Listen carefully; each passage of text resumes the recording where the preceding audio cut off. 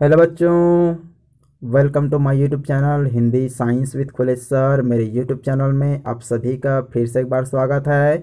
और आज के इस वीडियो में हम लोग पढ़ेंगे कुछ वस्तुनिष्ठ प्रश्न के बारे में, अर्थात सही विकल्प चुनकर लिखिए। यह 10वीं के जो पेपर होता है उसमें 15 नंबर का रहता है। 5 नंबर का आपका वस्तुनिष्ठ प्रश्न, 5 नंबर का आपका खाली स्थान और 5 नंबर आपका सही जोड़ी।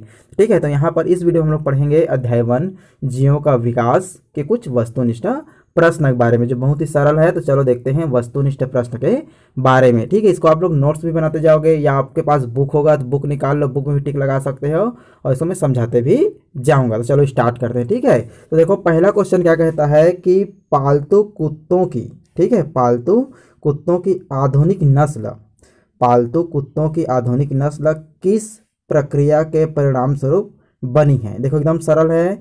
पालतू कुत्तों, जो घर में जो कुत्ते पालते हैं, ठीक है, जो कुत्ते पालते हैं उसके बहुत सारे आप लोग नस्ल देखे हो। गांव देहात में, शहरों में बहुत सारे कुत्तों की प्रजातियां पाई जाती हैं। तो ये प्रजाति अर्थात पालतू कुत्ते की जो नस्ल है अर्थात प्रजाति है, वह किस प्रक्रिया के फलस्वरूप बनी है। तो हम लोग 10वीं के विज्ञान में पहला अध्याय में क्या पढ़े हैं, 2 प्रक्रिया पढ़े हैं चयन के बारे में, प्राकृतिक चयन और आपका कृत्रिम चयन। तो ये जो पालतू कुत्ते का जो आधुनिक नस्ल है इसको क्रॉस करा के विभिन्न प्रजातियों के कुत्ते बनाए जाते हैं। ठीक है, कुत्तों का निर्माण किया जाता है अर्थात ब्रीडिंग किया जाता है, समझो। ठीक है, ब्रीड का निर्माण करते हैं। क्लियर इतना, क्रॉस करा के ये सब कुछ जानते हो आप लोग। ठीक है, लैंगिक जनन है ना, उसके द्वारा क्या करते हैं, पालतू कुत्तों की विभिन्न प्रकार के नस्ल, विभिन्न प्रकार के प्रजातियों का निर्माण किया जाता है। तो यहाँ पर इसका आंसर क्या होगा, देखो पहला क्या है आपका प्राकृतिक चयन, दूसरा देखो ब देखो कृत्रिम चयन, तीसरा देखो यौवन चयन और द देखो आपको कार्य चयन। तो यहाँ पर इसका आंसर है बी अर्थात बा, कृत्रिम चयन। ठीक है, गुड, समझ में आ चुका है, पहला वाला बन जाएगा। चलो आगे देखते हैं। गुड, देखो यहाँ पर आगे है दूसरा, हमारे पास क्या है,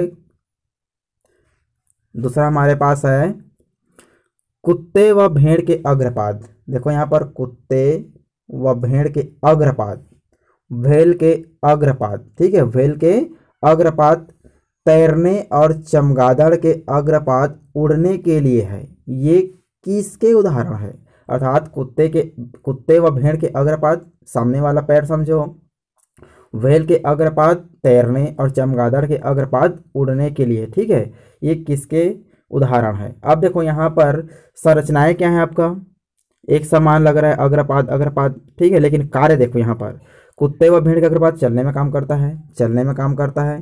ठीक है, उसी प्रकार देखो यहाँ पर व्हेल के अग्रपाद तैरने में और चमगादड़ का अग्रपाद उड़ने में, अर्थात कार्य अलग अलग है पर संरचना क्या है आपका समानता नजर आ रहा है। तो देखो यहाँ पर क्या बोला ऑप्शन, समृद्धि अंग या समृद्धि लक्षण बोल सकते हैं। दूसरा देखो समजात अंग और अविकसित अंग, और द देखो इनमें कोई नहीं। तो यहाँ पर समजात अंग इसका आंसर है। ठीक है, समजात अंग इसका आंसर। समजात अंग में क्या होता है, अंग समान होते हैं पर कार्य क्या होते हैं, अलग अलग होते हैं। इस प्रकार ये आपका हो गया।